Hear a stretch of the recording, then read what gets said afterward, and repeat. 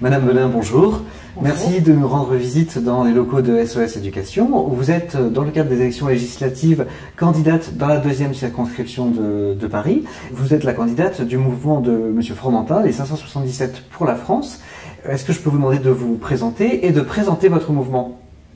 Merci de votre invitation. Absolument, je suis donc candidate pour les 5e, 6e et 7e arrondissements de Paris. J'ai 48 ans, j'ai 2 enfants qui sont aussi scolarisés ici. Je suis vraiment impliquée d'un point de vue associatif dans cette circonscription. Et j'ai rejoint pour cette raison-là le mouvement de Jean-Christophe Fromentin, donc 577 Les Indépendants, qui est un mouvement créé par ce député maire de Neuilly-sur-Seine, entrepreneur de son état et qui a choisi un jour de se lancer en politique sans aucune attache préalable pour tout simplement aller porter une parole d'entrepreneur d'abord à la mairie puis à l'Assemblée nationale puisqu'il a été élu en 2012. J'ai une formation d'avocat. Je suis donc juriste, je connais la loi, je sais combien il est difficile d'en lire le détail, de la voter et surtout de l'appliquer. Après 10 ans d'avocature, j'ai choisi de devenir enseignant-chercheur sur un sujet d'évaluation des politiques publiques. Et que donc, une fois la loi votée, il fallait évidemment avoir des mesures pour savoir s'elle était appliquée correctement. Ceci correspond aux 2 principales tâches du député à l'Assemblée nationale. Et donc, me semble-t-il, l'expérience professionnelle que j'avais nourrie pouvait servir un jour dans un autre cadre. Oui. Et vous avez également des engagements en matière éducative. Absolument.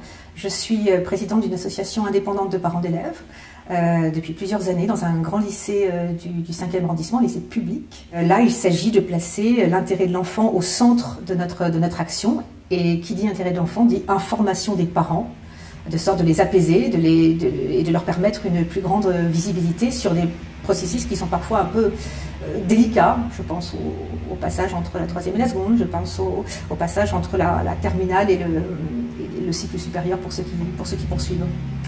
Alors, en matière de politique éducative, quel est le regard que porte votre mouvement, les 577, sur l'état scolaire de la France? Est-ce que vous avez un diagnostic et un programme? Nous avons constaté l'échec, évidemment, des 5 dernières années d'action en matière éducative du précédent gouvernement. Nous le constatons au jour le jour et nous avons évidemment connaissance des grands rapports internationaux qui le mesurent de manière quantitative. Pour répondre à cette situation, nous avons souhaité développer 3 propositions. Une première proposition qui vise à revaloriser le métier d'enseignant. Pour nous, il est inacceptable qu'un jeune doué qui, à niveau égal, soit recruté à l'éducation nationale à un salaire bien inférieur à ses camarades qui va rentrer dans cabinet consultant, d'autres professions, ne soit pas valorisé à même rémunération. Donc pour nous, il y a déjà une question de rémunération et nous souhaiterions proposer aux meilleurs étudiants une rémunération qui s'établirait, nous semble-t-il, c'est jouable, entre 1 900 et 2 000 euros net par mois, alors qu'aujourd'hui, le salaire moyen est de 1 420 euros net par mois. Donc, en début de carrière. Absolument, en début de carrière. Toujours en début de carrière, il s'agirait donc non seulement de proposer une revalorisation, mais de sélectionner les étudiants les plus motivés. Pour ça, on tiendrait compte d'une formation qui leur serait proposée, mais on souhaite aussi promouvoir une grande campagne de revalorisation du métier de l'enseignant à l'échelle nationale, comme ça a pu être le cas, par exemple, pour les métiers de l'armée ou pour les métiers de l'artisanat. Il n'y a absolument aucune raison que le métier d'enseignant n'ait pas une image beaucoup plus positive à l'attention des parents comme des enfants. Voilà. Ça, c'est une première mesure. Ensuite, nous avons un souci de ne pas détruire la liberté de l'enseignant. C'est-à-dire que l'enseignant doit pouvoir bénéficier d'une liberté au sein de sa classe, de faire preuve d'initiative. Quand les initiatives sont réussies, de pouvoir prospérer. Nous avons un certain nombre d'exemples qui ont pu être écartés malheureusement par le précédent ministère et nous souhaitons créer une autorité ou une instance qui puisse recenser ces initiatives et les diffuser de manière extrêmement large aux chercheurs, aux parents, aux chefs d'établissement, de manière à les valoriser. Un troisième point, le programme des 577 est un programme qui vise, d'un point de vue économique, à revaloriser les territoires français. Et pour nous, cette redéfinition du territoire français passe aussi par l'éducation. Ça veut dire décentraliser le système éducatif français. Ça veut dire supprimer des échelons qui aujourd'hui sont complètement inutiles. Ça veut dire maintenir un rectorat régional et supprimer tout le reste du millefeuille. Le millefeuille académique. Voilà, et qui est coûteux et souvent inefficace.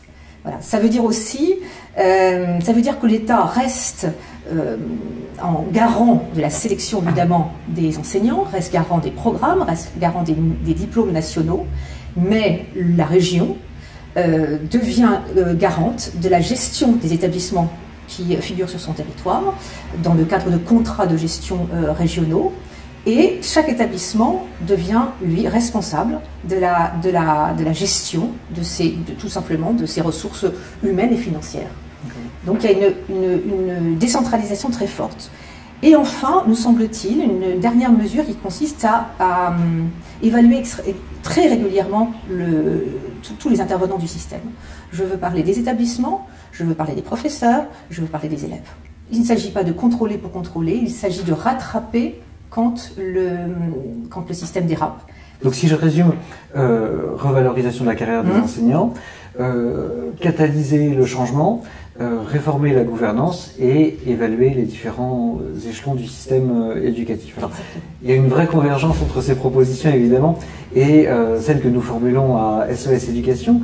Nous avons adressé à tous les candidats de France à la députation cette charte non à l'échec scolaire où nous proposons un certain nombre de mesures de retour aux fondamentaux, revalorisation des enseignants, responsabilisation par l'évaluation notamment des établissements, multiplication des filières d'excellence, y compris dans la voie professionnelle, et puis garantie de la liberté des parents de pouvoir choisir l'éducation appropriée à leur enfant en fonction de ses besoins et de leurs valeurs. Est-ce que vous vous retrouvez dans certains points de cette charte ? Pleinement, pleinement. J'ai coché oui pour toutes les réponses.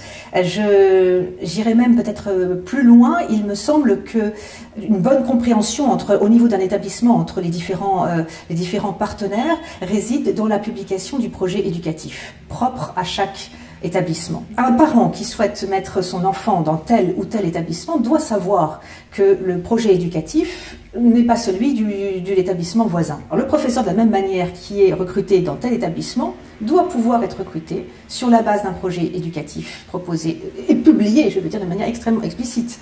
Si, en tant que professeur, je ne suis pas d'accord avec un projet éducatif, je n'ai aucune raison de postuler auprès de tel chef d'établissement. Le chef d'établissement qui peut ou qui devrait formuler un projet éducatif peut-être plus structuré, aurait une ligne peut-être plus claire en tête tout au long de l'année scolaire. Il n'y a pour moi aucun jugement de valeur à tel ou tel projet éducatif. Il se trouve dans le lycée dans lequel je suis présente. Le projet éducatif se décompose en deux termes, excellence certes, mais ouverture. Ouverture, ça veut dire aujourd'hui, dans ce lycée-là, 30% d'élèves de classe préparatoire qui sont boursiers, qui arrivent dans un très grand territoire géographique et qui, au bout de 1 ou 2, 3 ans quand ils cubent, ont intégré les codes. On ne sait plus distinguer en fonction de l'adresse qui figure sur leur dossier administratif. Et pour moi, ce type de projet pédagogique est tout à fait valorisant et un moteur républicain fort. Merci beaucoup, Madame Benin, d'être venue nous voir dans les locaux de SOS Éducation. Vous adressez donc à nos membres et sympathisants, locaux de SOS Éducation qui sont, je crois, situés dans votre possiblement future circonscription. Exactement. Donc, on sera peut-être amené à se revoir. Merci encore. Merci.